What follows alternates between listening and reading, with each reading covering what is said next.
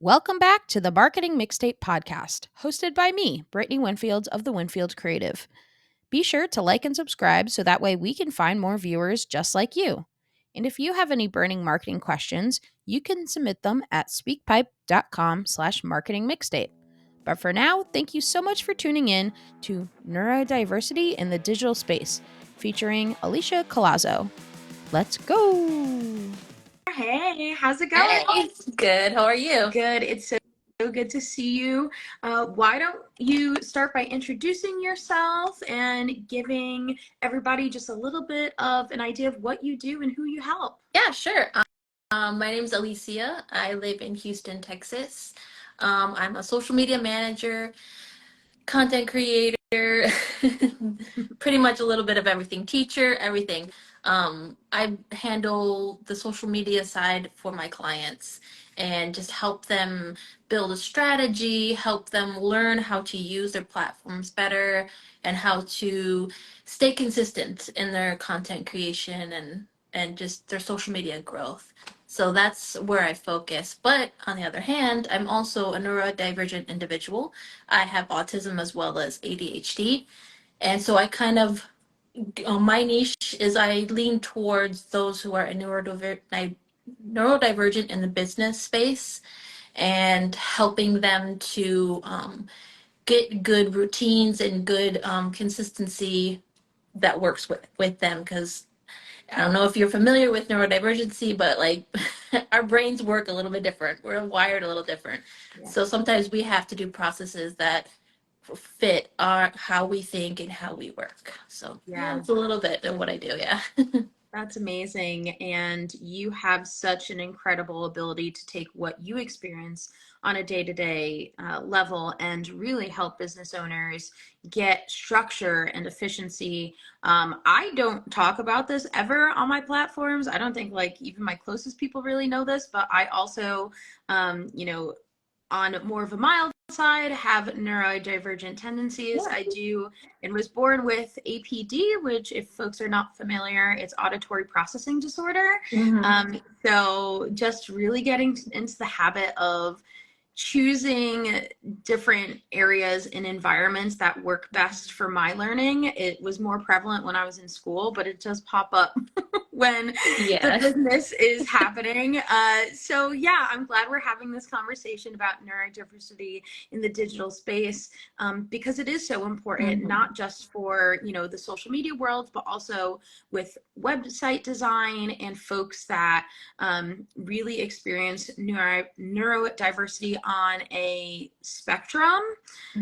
What does that look like for the clients that you serve? Like how does that conversation start, and what are some ways that you help your clients really streamline some of their efficiencies and processes?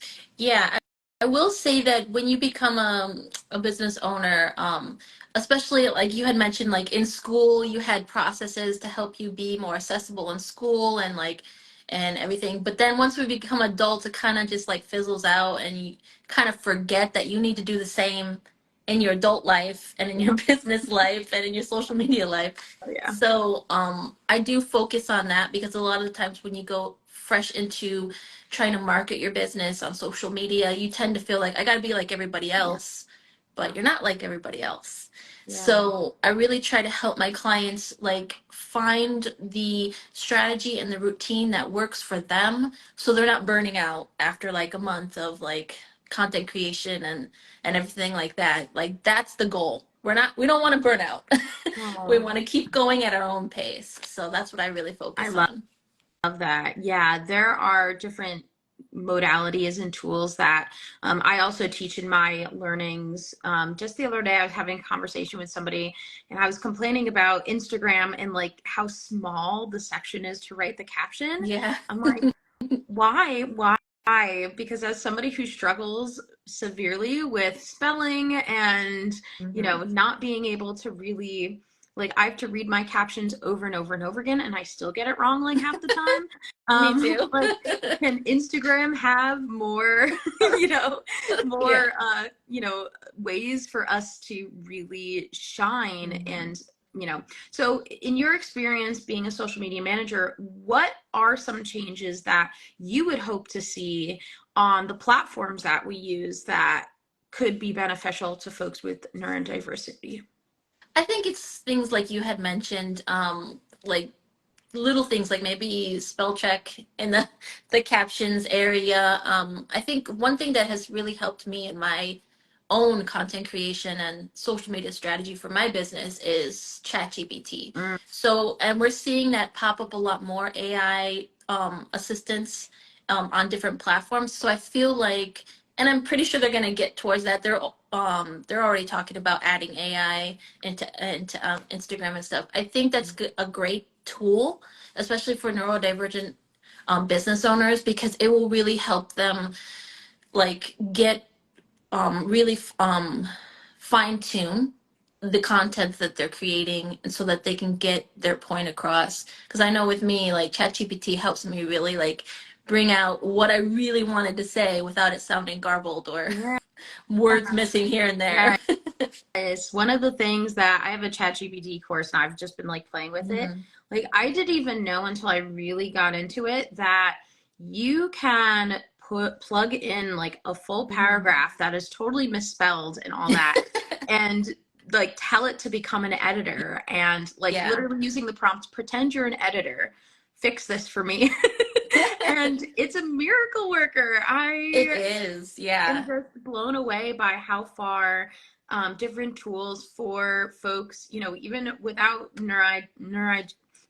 even just the word itself is hard for me to pronounce. Neurodivergent people. There are so many tools that exist out there. So being aware of what is available to you and whether you're on a neurodivergent spectrum. This is going to be a really hard word for me. Just fair warning to everybody listening. That's part of APD though, so yeah. So you're getting a real life case of it. Yeah, there's so many tools. So what type of tools do you recommend to some of your clients that really need help with keeping their time management? Because as business owners, it is so crucial. Yeah. And that's the one thing that I struggle with too, is that, and because I struggle with time management, I'm like hyper aware of it, and then it leads to anxiety and all that stuff. But for me, I was even thinking about it the other day. I'm like, what are some of the apps that I use that help me stay like consistent and help me stay on track? And I think like one of the biggest one is obviously ChatGPT. I use that literally for everything. Like the other day, I've used it to make a recipe. Oh, wow. I was like, show me how to make this recipe, and it just gave me the whole recipe. It's amazing. Wow. So I use ChatGPT literally almost every day, but I also use other apps to help me stay consistent. Like I use Metricool. I don't know if you've ever heard of that. That's it is a scheduling app. So a content calendar scheduling app. It helps to like, it has AI features in it, so it'll help you create your captions for you. You can post across all platforms, so you just do it all in one go. You could schedule them out for months in advance. So I use that. Like that's the first thing I've used since I started my business. But it really helps also like understanding my analytics and my KPIs and everything like that, and see how I'm doing, where I need to adjust.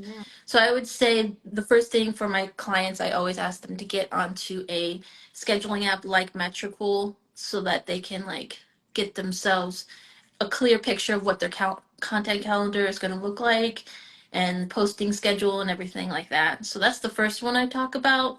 And then there's other little ones like Notion is a great app for that as well.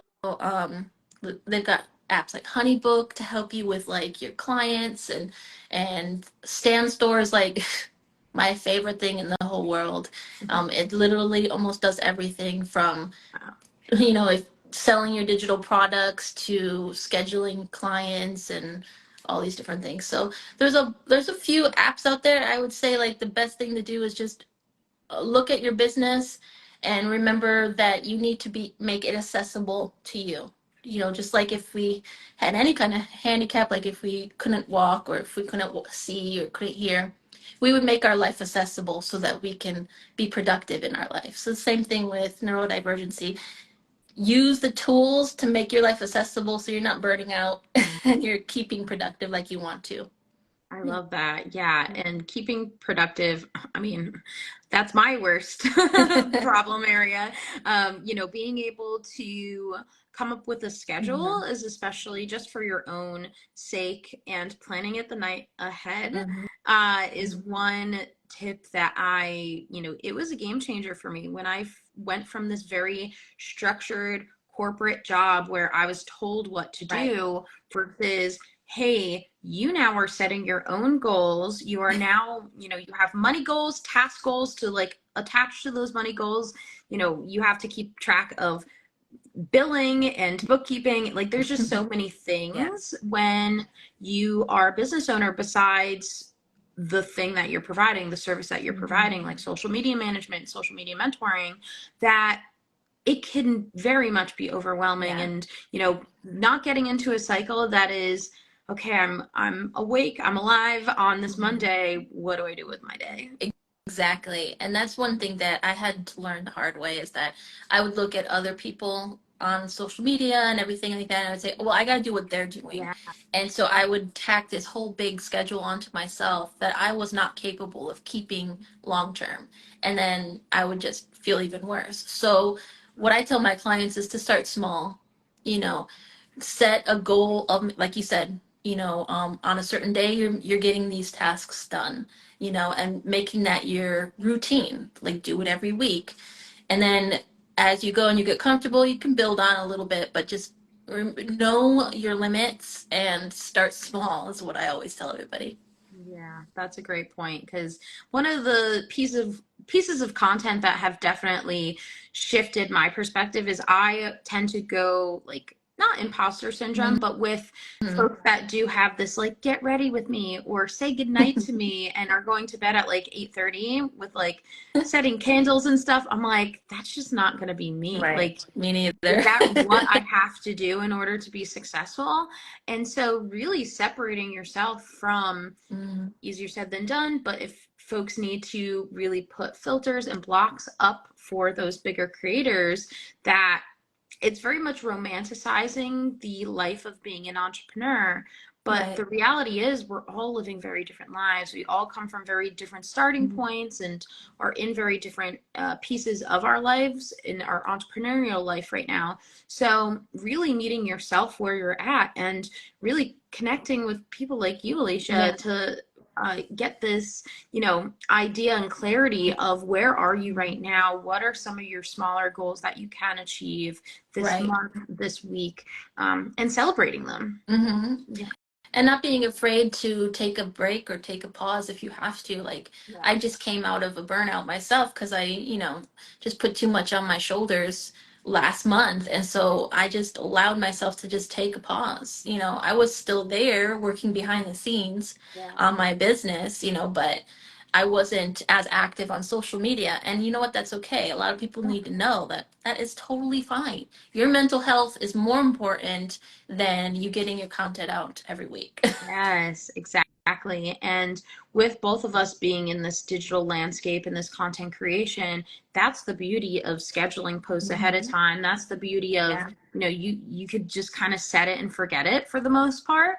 I mean, at least with the content that you're pushing out, and being able to really,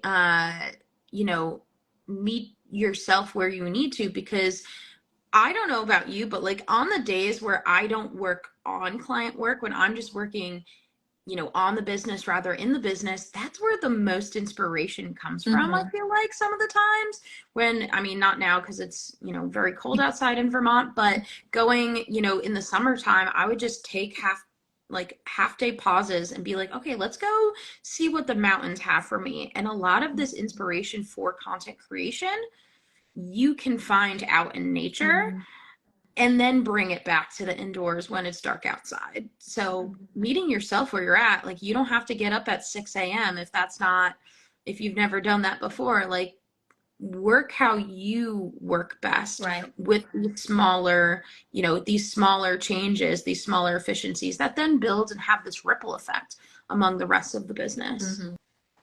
Yeah, and like you had mentioned before, like when you meet yourself where you're at, you're more comfortable, and that's when it becomes a little bit more who you are. You put more of yourself in it.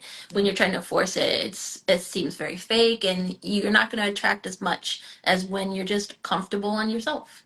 Yeah, exactly. Have you, as you were starting the business, who were some of your role models or coaches that really helped you throughout the way? I would say there is quite a bit. One of them, her name is Abigail Pugh. I don't know if you've ever heard of her. She's gotten a lot bigger. Um, I really like her way of marketing her business and the way that she does her content. It's very chill, it's very relaxed, and she just does what she wants to do, but also knows how to not spin it, but season it Yeah, for her audience. I love that. So she'll take something from her personal life, but then she will add the topic of the day for her audience. And I learned a lot from her. And there's quite a bit of others along the way, but she's the first one that comes to my mind. Yeah, amazing. As a social media manager, what are some of your favorite clients to work with? Are those the folks that, are neurodivergent and you help them with your own experiences? What does that look like for you as a social media manager? um, I've worked with all types. I've worked with I have a client who is neurodivergent as well as me, like me, but I also have clients who aren't. I would say that it doesn't really come down to whether you're neurodivergent or not. The kind of client I really love to work with are those who are open to learning. Yeah. Those who are like, I don't. They're honest with themselves and say, I don't know this side of my business. I'm ready to learn, and that's what I love. I love teaching. I love teaching them new things, teaching them how to use their platforms, new processes. So yeah, I would say those who are open to learn and yeah. Yeah, I love that. And with like a safer, like psychologically safer learning environment, also this understanding of like it's about progress, not perfection. It's a process, it's a progression. So being okay if you are the business owner or the client with, we use these word mistakes, but I like to say like life lessons instead. What are some life lessons that you have learned being a business owner, that you would recommend, or you want the younger entrepreneurs listening to hear? I'm so sorry, my phone like for No, some reason lost the sound, so I only got the last part of that no, question. you're okay. We're talking about life lessons and it's about progress, not perfection. Yeah. What is like a piece of advice that you would say to a younger entrepreneur who wants to do some similar work in the digital field? Yeah, I would definitely say everything that you see on social media, like all those get rich quick or get a million followers quick schemes, take those with a grain of salt. Yeah. That's the first thing I tell new clients or new people that coming into this field is that you're going to see a lot of that, but the real way in order to grow on social media, to grow your business online, is just patience and consistency. That's the only way. And nothing in this world grows instantly. Yeah. You get a plant and you plant it from the seed. It's not going to grow in a month to this huge tree. It takes time, and it takes work for you to put the love and the energy into it in order that it stays healthy. Same thing with our businesses. It takes time. Yeah. So we just need to be patient and be willing to put the work in, and then we will see results, just not going to be when you want to see them usually. Yeah. Yeah, it's so surprising sometimes. I've gone viral, and by that I mean like it was Mhm. like luck of the draw. Like it was Yeah. just pure luck, and it was like so Yeah. overwhelming. It's like I don't recommend it to people. We're especially seeing this trend with influencers right now, especially on TikTok, that there's just such weight put on their shoulders where now that a lot of folks are, at the top of their platforms, millions and millions of followers in this, like they went viral and became really popular during the pandemic. And now that we're out of the pandemic and there's a lot of other societal things happening, it's like nobody wrote a playbook on how to be famous. Right. There is none. So yeah, even with business owners who do have growing platforms, yes, exactly. It takes time, and the grass is not always greener on the other side at all. It's, you better have a plan. There's no going back really once you hit that status. Right. So. Yeah, there's no direction once you get up there. Yeah, for real. Yeah, it's pretty amazing how we have seen this shift in the digital landscape. I do feel like there are a lot more accessibility tools to help folks out, but we're not fully there yet. So really seeing where these changes are going to be occurring in our digital landscape. I mean, you named just one of them, being the AI features coming to the Meta platforms. Right. How do you see business owners utilizing and leveraging some of those features in their content plan? Well, with a lot of the changes that are coming, I feel like it will only help those who are honestly just trying to grow their small business and stay professional, but also have the tone of their brand, And I feel like Instagram is understanding that it needs to make that shift towards people like that, and it's only going to get better. I feel easier and better. Yeah, that's good. Do you think it's going to change a lot of what we do as social media managers and mentors? It might, but I feel like we're still going to be needed. I was thinking about that the other day. I'm like, with all the ChatGPT and AI coming out, it's so easy for anybody to really just pick this up and do it for themselves. And that's true, but with any type of service, sure, we could do it ourselves, but do we really want to do it ourselves? Yeah. Especially if you're juggling a business and then now you have to market yourself. There's two different beasts. Are you ready to take on those two beasts, or are you ready to hand delegate that over to somebody who that's their only focus? And I feel like we're always going to be needed in that aspect, because no one always wants to do juggle all the balls at once. So Absolutely. I feel like our job is still only going to get more needed, just because that's our focus. Yeah, you nailed it right on the head, where they're usually the first two things somebody outsources is bookkeeping and marketing. And as a social media mentor, like, I'm not gonna lie, it is a little scary, but with strategy, that actually helps with the saving of time, of energy, of money. Like, no matter if you're hiring a social media manager or mentoring and still running your own platform, it's still a worthwhile investment, because just throwing wet noodles at a wall doesn't always stick, Exactly. Yeah. And when it does, that's where the virality and gets a little scary on that other side of the world. So Yeah, it does. And that's where burnout usually happens, because you're trying to do all the tasks as just one person. Yeah. Exactly. Well, I don't have any other interview questions for you. Is there any other pieces of advice or anything else you wanted to talk about in relation to neurodiversity in the digital space? I think we covered quite a bit. Yeah. Good. Yeah. So as the last little piece here of the podcast, anything you want to promote or really let people know that you're working on, or anything like that? Yeah, so I do have a few guides that that I sell, and one of them has to do with ChatGPT and how to utilize that as your own virtual assistant. So I do have that up on my Stan store in the link in my bio, and I have been focusing on the education part of my job. So I do have a package that has to do with teaching you about how to use your platform and how to optimize it and everything. It's my brand templates package. So if you want to check that out, it's all on my Stan store. So you can be curious and go check if you want to.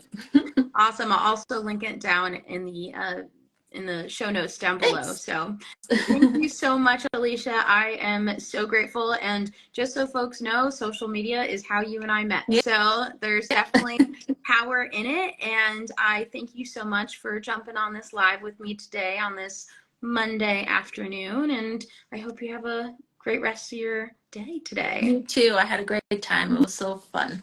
Talk to you soon. Bye. Bye. Thank you so much for tuning in to this episode of Marketing Mixtape Podcast featuring Alicia Collazo and hosted by me, Brittany Winfield of the Winfield Creative.